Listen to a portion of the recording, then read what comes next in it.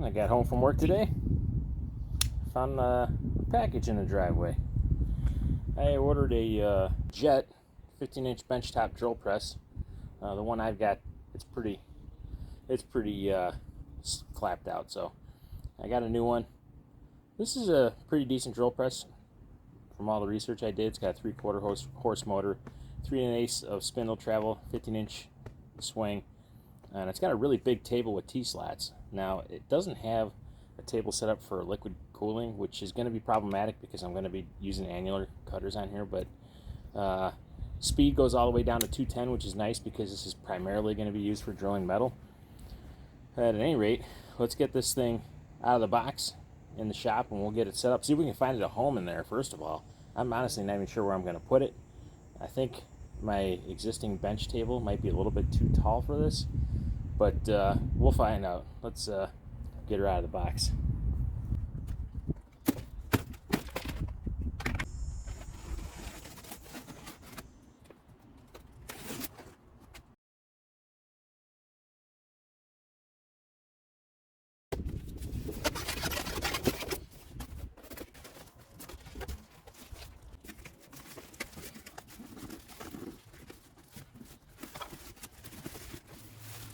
A lot of people say they had this part broken in shipping.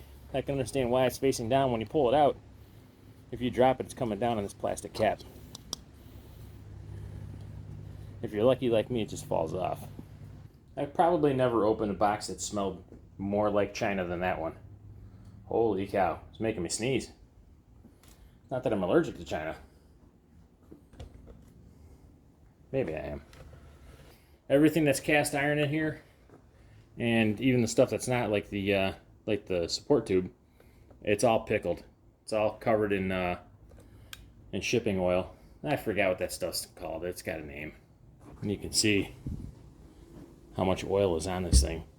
They really did a good job of covering the mated surfaces, or the machine surfaces, I should say. They're all really super pickled. Now, if you look in the machining, I should say the casting, it's not the greatest. Got a lot of really nasty stuff, but the casting is not super important. It is nice and flat, so that's nice. It doesn't wobble at all, so it is level. That's a big plus.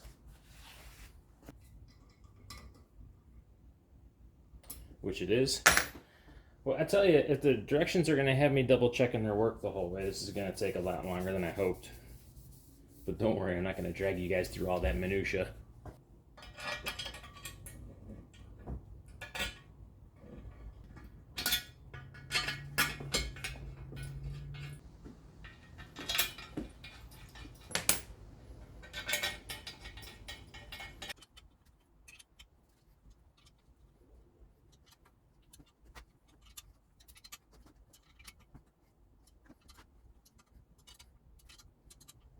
Next thing we're going to do is insert the worm gear.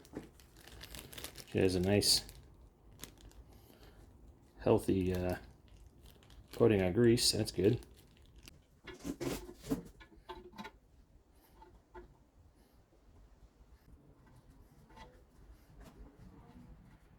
There we go. It is engaged with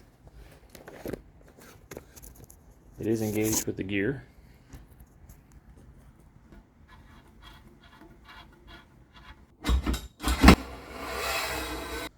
Turns out this collar is where the chuck key mounts.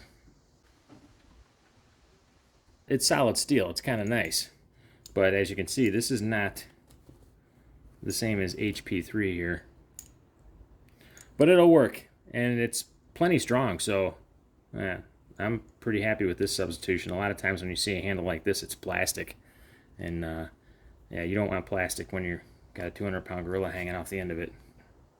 There we go. We're locked in.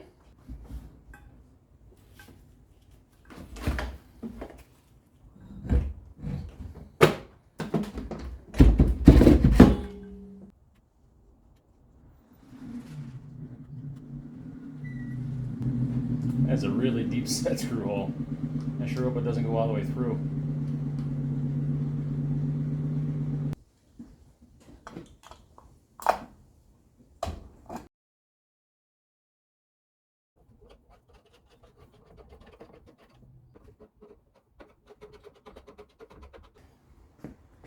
Now we're going to drop the MT2 right in the hole.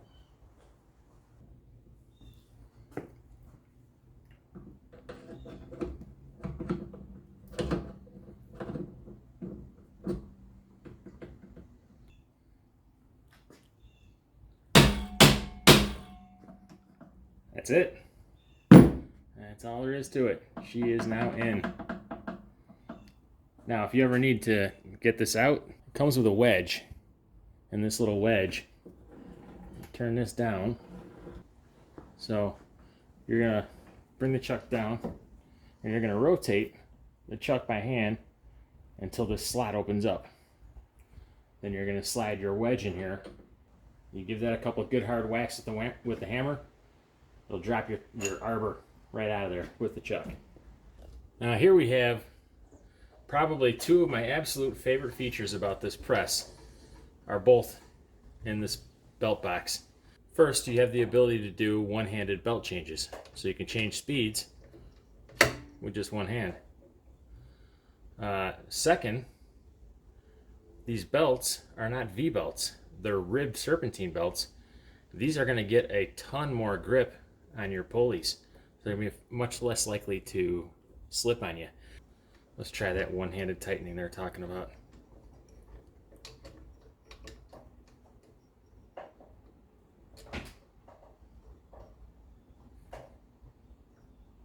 Yeah, I'll still use two hands, but it seems like it's going to work really good. And one thing I don't like is how loose these hinges feel. And it's not that they aren't screwed down. They're loose in the pins, which sucks because there's virtually nothing you can do about that. Hopefully it's not a rattler. Hopefully it still runs nice and quiet.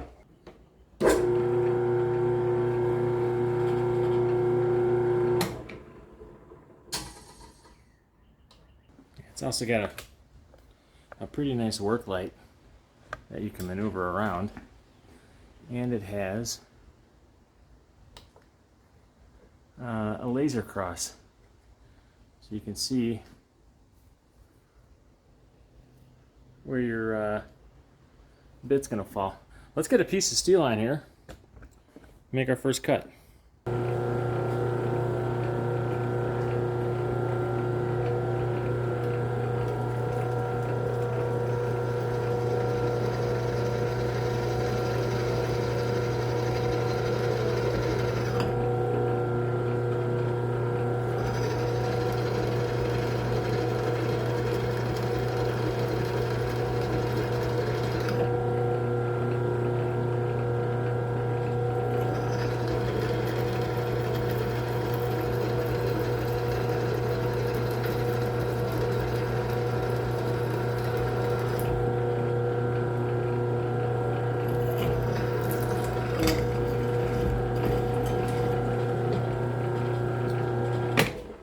Go so far as to say it did pretty darn good, although to be honest, you know, it's very subjective when you're talking about this stuff until you break out the measuring tools. I will say that compared to my old Delta that this is replacing, this had a nice solid feel with the feed. When I started putting weight on it, it didn't feel like I was really, like it was fighting me. It was pretty content, felt pretty content with that weight. I would like to throw a dial indicator on here real quick and just see what kind of runout we're looking at. It seemed like it was pretty nice, but you know, until you actually measure it, there's really no way of knowing.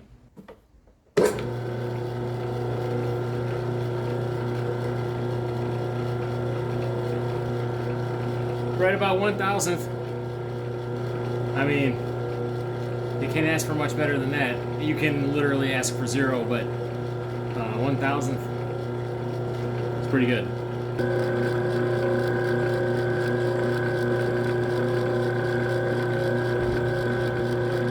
Yeah, and this is the JET JDP15B, as in Bravo for benchtop. The JDP15F is the floor mount model.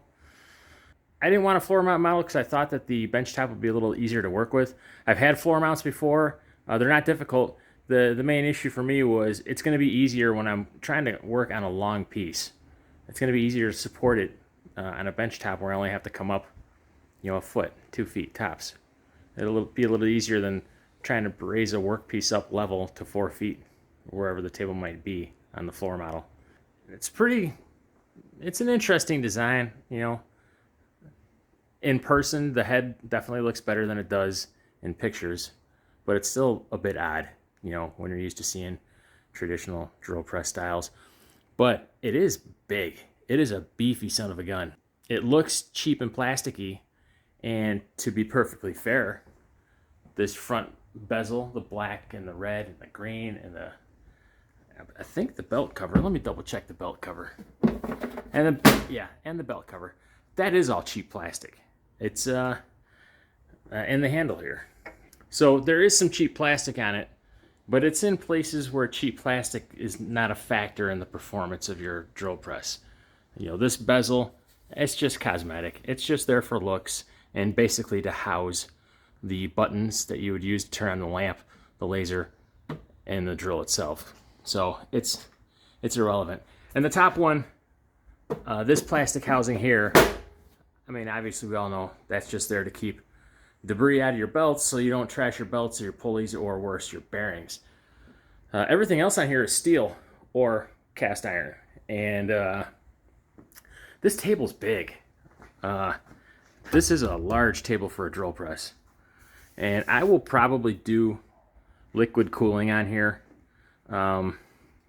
My guess is I'm just going to set something up, some kind of a catch system underneath here. Maybe just a large bucket in the interim. But I'll rig something up because I'll be using annular cutters with this. I've already ordered a liquid cooling MT2 to 3/4 Weldon arbor, or a chuck, I should say. But it has its own arbor as well. And I'll be putting that on here. I've got a set of annulars coming. I'm going to need to build a separate bench for this, or at least an extension to the existing bench. I want this handled to be down another 6 inches. This will be a much more comfortable area to work with right down here. So I'm going to make a table that's 6 inches shorter. It'll also make belt changes a little bit easier. I don't have to reach way up here. This drill press is, for a bench, this is the tallest bench top drill press I've ever seen. It's the biggest bench top I've ever seen. To be fair, most of my experience is with floor models, floor standing, but we've had some cheapo bench tops over the years.